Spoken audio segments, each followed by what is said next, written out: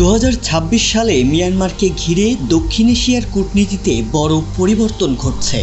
কয়েক বছর আন্তর্জাতিকভাবে বিচ্ছিন্ন থাকার পর দেশটির সামরিক শাসক মিন অং হ্লাইং প্রথমে ভারত তারপর চীন সফর করেছেন। এই দুটি সফর শুধু কূটনৈতিক নয়, বাংলাদেশের জন্য গুরুত্বপূর্ণ, কারণ এর সঙ্গে জড়িয়ে আছে রোহিঙ্গা সংকটের ভবিষ্যৎ। ভারত কেন মিয়ানমারের সঙ্গে সম্পর্ক বাড়াচ্ছে?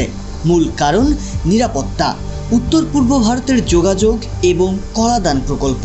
অন্যদিকে চীনের লক্ষ্য কিয়াওকিউ গভীর সমুদ্র বন্দর ও চীন মিয়ানমার অর্থনৈতিক করিডোর নিরাপদ রাখা। অর্থাৎ ভারত ও চীন দু দেশই নিজেদের কৌশলগত স্বার্থকে অগ্রাধিকার দিচ্ছে।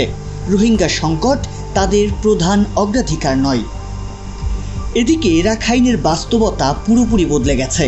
2024 সালের ডিসেম্বরে আরাকান আর্মি মংডু দখল করার পর বাংলাদেশের বিপরীতের পুরো সীমান্ত তাদের নিয়ন্ত্রণে চলে যায়। ফলে সীমান্তের ওপারে এখন আর মিয়ানমারের সরকারি বাহিনী নেই, আছে একটি সশস্ত্র গোষ্ঠী। এর প্রভাব ইতিমধ্যেই দেখা যাচ্ছে। নাফ নদীতে শত শত বাংলাদেশি ও রোহিঙ্গা জেলে আটক হয়েছেন। সীমান্তে স্থলমাইন বেড়েছে আর ইয়াবা পাচারও বাড়ছে। অর্থাৎ সীমান্ত নিরাপত্তা এখন আগের চেয়ে অনেক বেশি জটিল। অন্যদিকে বাংলাদেশে এখন প্রায় 12 লাখ রোহিঙ্গা আশ্রয় নিয়ে আছে। নতুন করে আরও অনেক মানুষ এসেছে, কিন্তু আন্তর্জাতিক সহায়তা কমছে। সবচেয়ে বড় বিষয় হলো 9 বছরেও নিরাপদ প্রত্যাবাসনের কোনো বাস্তব পথ তৈরি হয়নি।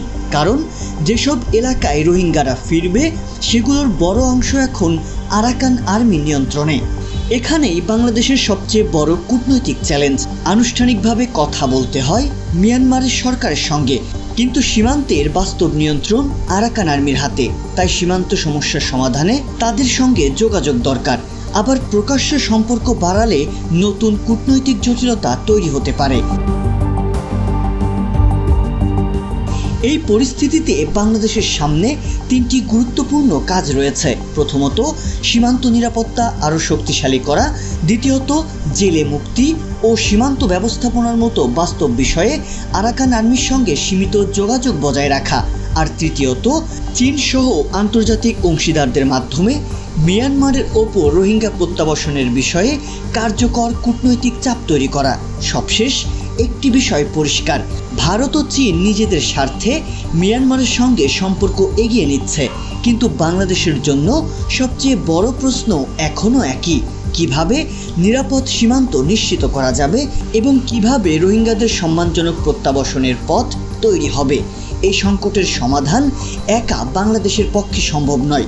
তাই আঞ্চলিক ও আন্তর্জাতিক কূটনীতিকে আরও সক্রিয় করাই এখন সবচেয়ে বড় প্রয়োজন।